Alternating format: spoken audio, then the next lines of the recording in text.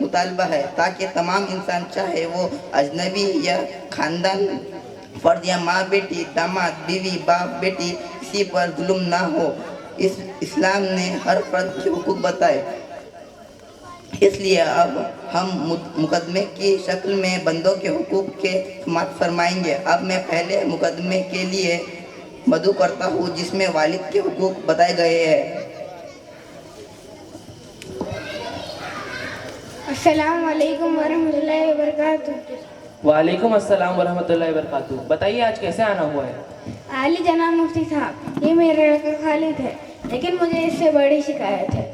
میں نے اس کو چھوٹے سے بڑا کیا، انگلی پاڑ کر چلنا سکھایا اور اس کی تعلیم و تربیت کے لیے میں نے دن و رات محنت و مشقت اٹھائی اور اسے تعلیم سے آراستہ کر دیا اور آسمان میں اڑنے کے خواب بھی دکھائے، اور تعلیم کی بنیاد پر میں نے اسے IAS آفیسر بھی بنایا۔ لیکن تب سے ہمارے اور اس کے طور طریقے بالکل ہی بدل گئے۔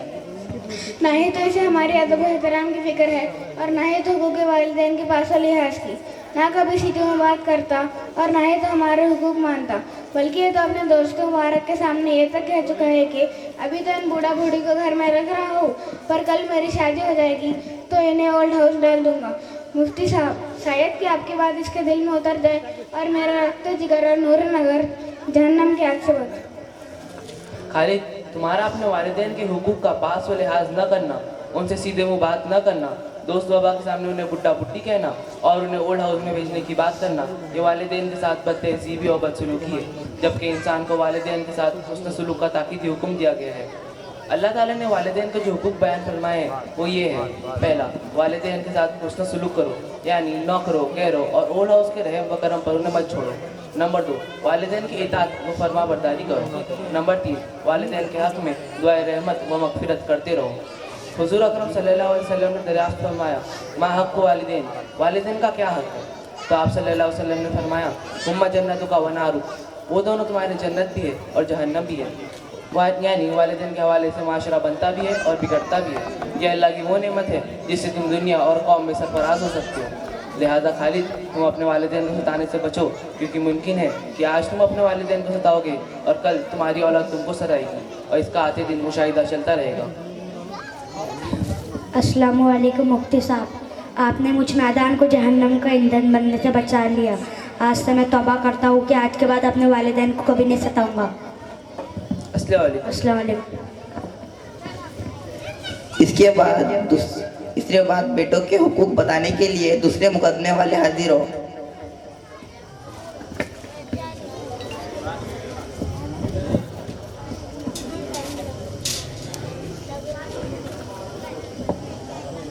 السلام علیکم مفتی صاحب۔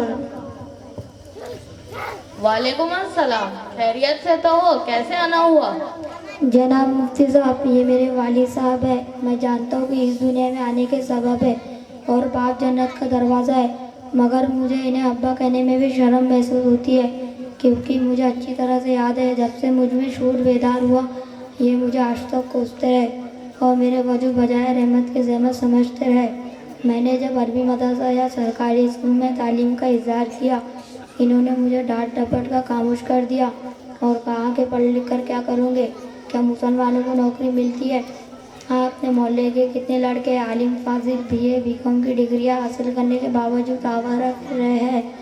حضرت مفتی صاحب، آپ میرے والد کو سمجھائیں کہ اولاد اللہ کی کتنی بڑی نعمت ہے اور والد پہ اولاد کے کیا کیا حقوق ہیں۔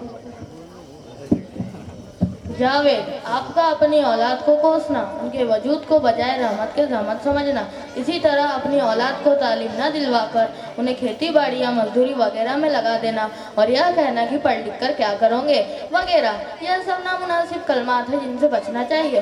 میں آپ کے سامنے اولاد کے چند حقوق عرض کیے دیتا ہوں۔ 1، اولاد کو زحمت، مصیبت، بے قیمت نہ سمجھے، بلکہ یہ اللہ کی بے پناہ نعمت ہے، اس کی اسی طرح قدر کی جانی چاہیے جیسے کسی بے پناہ نعمت کی قدر کی جاتی ہے۔ 2، اولاد کو فقر و فاقہ اور تنگی کا سبب نہ سمجھے، کیونکہ غربت، فقیری، امیری اور مالداری یہ سب انسان کے دنیا میں آنے سے پہلے ہی لکھا جا چکا ہوتا ہے۔ 3، جب اللہ تعالیٰ کسی کو نعمت اولاد عطا کرے تو اس کا کم از کم تقاضا یہ ہے کہ اس کی بہتر سے بہتر پرورش کی جائے۔ پیدائش کے بعد کان میں موبائل فون کی رنگ ٹون بجانے کے بجائے اذان دی جائے، دعائے برکت 7ویں دن حقیقہ اور بہتر سے بہتر نام رکھا جائے، गलत बातों पर समझाए, मोहब्बत में आकर छूट ना दे, क्योंकि औलाद जहाँ नेमत है वहाँ आजमाइश भी है। जज़ाकल्लाह मुफ्ती साहब, ज़रूर ज़रूर तालीमात इस्लाम पर मैं अमल करूँगा और अपनी औलाद के हुकूक को अदा करूँगा। इसके बाद खुसर और बहू के हुकूक बताने के लिए तीसरे मुकदमे वाले हाजिर हो।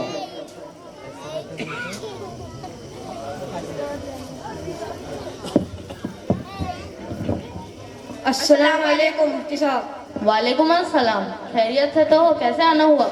जनाब मुफ्ती साहब, ये मेरा बेटा है। मुझे इसकी बीवी से बड़ी शिकायत है। जब से इसके कदम मेरे घर में पड़े, जब से मेरे घर का निज़ाम तबाह व बर्बाद हो गया है, क्योंकि मेरी बहू मेरा और अपनी सास का कहना नहीं मानती, न ही हमें वक्त पे खाना देती है, न ही हमारी खिदमत करती है, और न ही हमारी बिस्तर उठाती है, और न ही हमारे कमरे में झाड़ू लगाती है।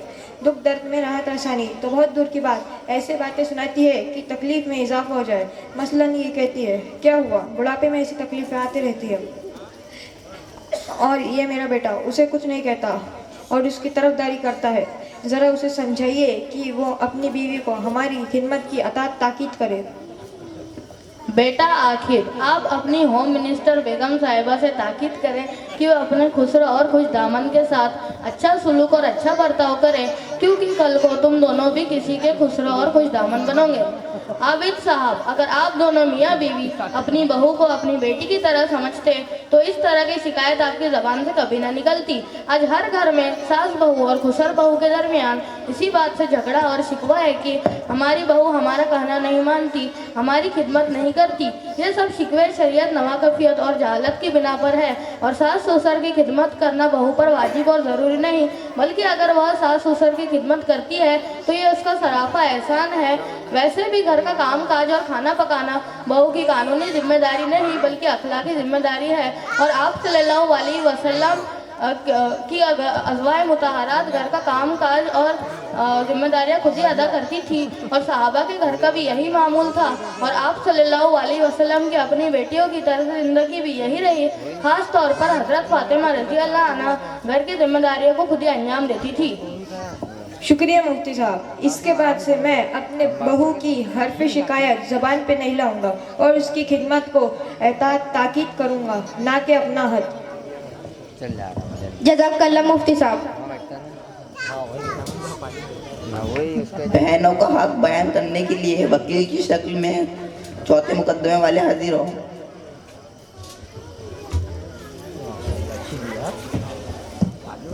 अस्सलाम वालेकुम मुफ्ती साहब। वालेकुम अस्सलाम वरहमतुल्लाहि वबरकातुहू। बताओ अहमद, कैसे आना हुआ? मुफ्ती साहब, मैं इन 3 भाइयों की 2 बहनों का वकील हूँ। बहनों की शिकायत यह है कि उनके वालिद मोहतरम का इंतकाल हो गया और वो बहुत बड़ी लंबी चौड़ी जायदाद को अपने पीछे छोड़ गए। इन भाइयों ने पूरी जायदाद को आपस में तकसीम कर लिया और बहनों को उनका हक विरासत नहीं दिया। भाइयों का कहना है कि चूँकि बहनें दूसरों के घर चले गई, इसलिए बाप के घर उनका कुछ नहीं रहा। हाँ, ईद बारात के मौके पर जब वो मायके आते हैं तो हम उन्हें कपड़े वगैरह बना देते हैं। यह हमारी तरफ से उन पर एक एहसान है। रही बाप की जायदाद, उसमें उनका कोई हक नहीं। मुफ्ती साहब, आप उन भाइयों को बताइए कि बाप की वारिस में बहनों का हक होता है या नहीं। बल्कि मैं तो ही चाहूँगा कि आप हमें दोस्तों मुबारक से उन 3 भाई और 2 बहनों के बीच पूरी जायदाद को आपस में तकसीम कर दीजिए, तो फिर बहनों के लिए भाइयों के घर के दरवाजे हमेशा के लिए बंद हो जाएगी। ये सरासर इस्लामी तर्ज अमल है। अहमद, ज़ाते बारी ताला ने जहाँ लड़कों को हक की विरासत अता किया, वही लड़कियों को भी सबसे बहरावर फरमाए हैं। माँ बाप के इंतकाल के बाद जिस तरह लड़के अपने वालिदैन के वारिस होते हैं, उसी तरह लड़कियाँ भी अपने वालिदैन के वारिस होते हैं। इरशाद रब्बानी है, अल्लाह तुम्हें तुम्हारी औलाद के बारे में हुक्म देता है कि एक मर्द का हिस्सा 2 औरतों के हिस्से के बराबर है। लेकिन आज दुनिया, गैर मुस्लिम दुनिया, खुसूसन यूरोप का ये तस्वुर हमारे जहनों में रासिक हो चुका है कि जब तक लड़की माँ बाप के घर पे होती है तो माँ बाप उसकी जिम्मेदारी अदा करने पर मजबूर है, लेकिन जब वो निकाह के बाद शोहर के साथ उसके घर चली जाती है तो माँ बाप पर से उसकी सारी माशी जिम्मेदारियाँ कट जाएंगी, और हत्ता कि माँ बाप के इंतकाल के बाद वो मीरास में हिस्सेदार भी नहीं रहती। ये सरासर गैर इस्लामी तर्ज अमल है। मुफ्ती माजिद साहब, आपने मुस्लिम माशरे की माँ बहनों को बहुत बड़े खसारे से बचा लिया। मैं आज ही हर घर में एक पैगाम पहुँचा दूंगा कि माँ बहनें जिनको अपने वालिदैन वगैरह के तरके में हिस्सा नहीं मिलता, वो दारुल इफ्ता में वुजू करें। मुफ्ती साहब, आपने बर वक़्त हमारी आंखें खोल दी, वरना हम दुनिया और आखिरत के बड़े नुकसान व खसारे में रहते। हम आपसे आज ही वादा करते हैं कि इंशाअल्लाह हम अपनी तमाम बहनों को अपने वालिदैन के हिस्से तरीक़े में से हिस्साए मेराज दे देंगे। आप अपने वालिद मोहतरम की कुल जायदादें मनकोला वगैरह को 8 हिस्सों में तकसीम करके 2-2 हिस्से 3 भाइयों में से हर एक रख ले और 1-1 हिस्से हर एक बहन को दे दे। जज़ाकल्लाह मुफ्ती साहब, हम ऐसे ही करेंगे। कि जब से मेरे पड़ोस में रह रहे तो मेरा चैन सुकून खत्म हो गया है। जरा जरा सी बात पर मुझसे झगड़ता है। मेरे घर के आंगन को तो इसने कचरादान ही बना दिया है। मुफ्ती साहब, इसे समझाइए कि शरीयत में पड़ोसी के क्या क्या हुकूक है और इसे बताइए कि दूसरों को तकलीफ देने का क्या हुक्म है। तुम्हारे अपने पड़ोसी से खावा का मुस्लिम होना, गैर मुस्लिम होना, उसके घर के आंगन को कचरादान समझना, देर रात तक जोरों शोरों से मोबाइल चलाना, उसके बीवी बच्चों के साथ ज़ियादत करना, यह सब हमारे इस्लाम में नाजायज़ है। काश आपकी अरबी मदरसे में तालीम हासिल की वजह तो आज ये नौबत नहीं आती, क्योंकि हमारे मदरसे में ये सिखाया जाता है कि किस के साथ कैसे पेश आना चाहिए। हमें किसी के दुख सुख में शरीक होना तो दूर की बात है, हमें तो ये नहीं पता होता कि हमारे ऊपर वाले फ्लैट है, नीचे वाले फ्लैट में रहने कौन आया है। मैं आपको पड़ोसी के हुकूक बता देता हूँ। नंबर 1, पड़ोसी अगर बीमार हो जाए तो उसकी इयादत और खबरगिरी की जाए। नंबर 2, इंतकाल के बाद जनाजे के साथ जाना और तजफीनी काम में हाथ बटाना। नंबर 3, अगर कोई कर्ज मांगे तो बशरते उसे कर्ज अदा करना। नंबर 4, अगर कोई बुरा काम कर बैठे तो पर्दा पोशी करना। नंबर 5, उसे अगर नेमत मिले तो मुबारकबाद देना और अगर उसे तकलीफ पहुँचे तो ताज़ियत करना। नंबर 6, उसकी अपनी इमारत को उसकी इमारत से इतना बुलंद ना करना कि उसके घर की हवा बंद हो जाए। नंबर 7, कोशिश अगर अपने घर अच्छा खाना पके तो कोशिश की जाए एक हांडी उससे घरे पहुँचाई जाए। ये पड़ोसी की हुकूक है। शुक्रिया मुफ्ती साहब, आज के बाद मैं अपने पड़ोसी को किसी किस्म की कोई तकलीफ नहीं पहुंचाऊंगा। जज़ाकल्लाह मुफ्ती साहब। हुकूकुल्लाह तौबा से माँ हमें तौफीक अता फरमाए।